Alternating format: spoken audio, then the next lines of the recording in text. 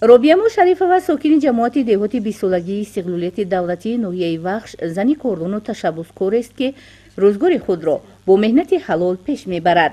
ин модари меҳнатқарин аз хурдӣ завқ ба замину кишоварзӣ дошт ва дар ин ҷода муваффақ гардида мавзеи кӯҳдоманеро ихтиёр намуда боғи дарахтони мевадиҳандаро бунёд ва аз ин ҳисоб соҳибкории худро тақвият мебахшад. 2001 сол ман боғпарварши норостига муаллима кор мекардам.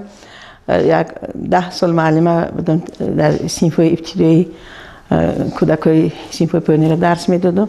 вақте ки ҷаноби олӣ гуфтанд ки тал тепоҳои бекорхобидаро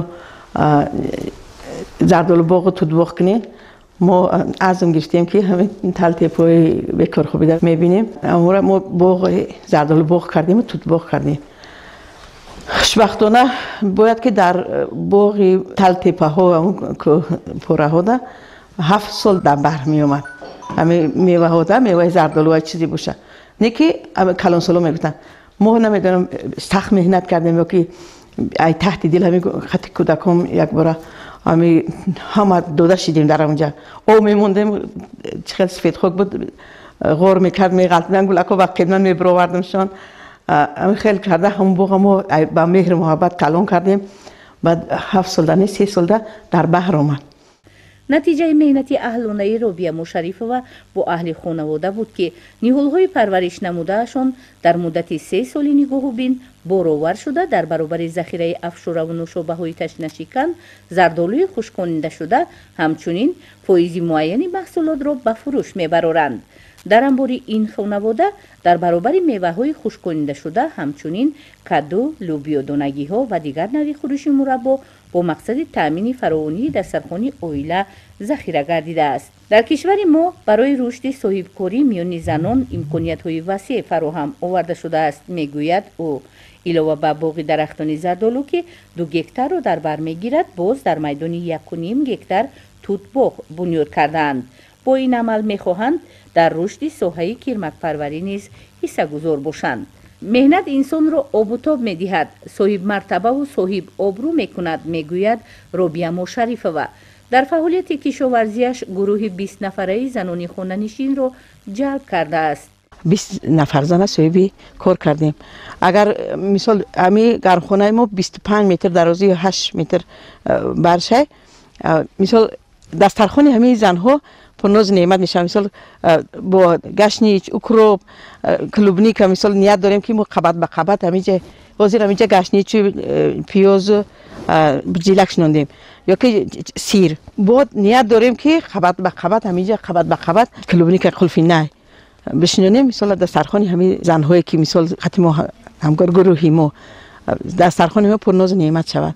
ин зани қавӣ ирода кишоварзӣ хуб ва соҳибкори муваффақ аст. меҳнати ҳалолу аҳлонаро меписандад ва мегӯяд ин тарбияро дар овони хурдсолӣ аз волидонаш гирифтааст.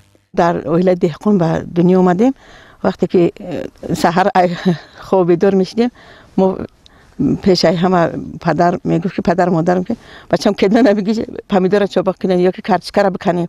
мо ай баҳор ай моҳи апрел ай моҳи феврал картишкара мешинондем, баъд подплёнка мекардем дар наздиги нобачӯ қати ози чихеле ки гармхона чӣ мекардем, гам гармхона паста мекардем, пасадка мегуфтем, пасадка мекардем помидора. пешаи ҳама моҳи май буд ки мо картишкара мекандем, бо 1 сатил 2 сатил помидор 10 сума мечиндем. падар душанбе мебурд мефурӯхт.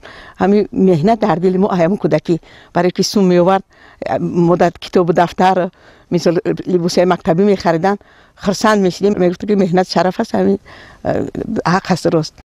худро муваффақ ва зани хушбахт меҳисобад ва аз роҳбарияти ҳукумати мамлакат ҷиҳати дастгирии занон изҳори сипос мекунад.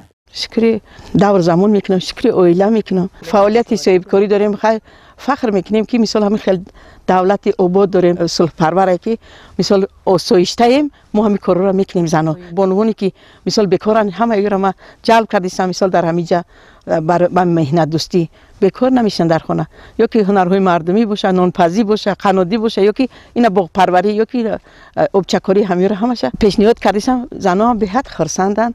мисол бо ҳамроҳи ман 20 нафар зан دگرخانه کار میکنم، مثل اینا باغ کار میکنم. من مهنتی او را قدر میکنم.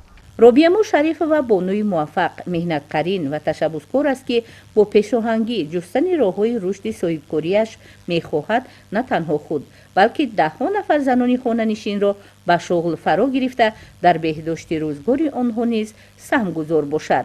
حسن‌زاده آیما، فیروزی خورشید، نمازعلی ارگش برای برنامه اطلاعاتی اخبار از ناحیه وخش.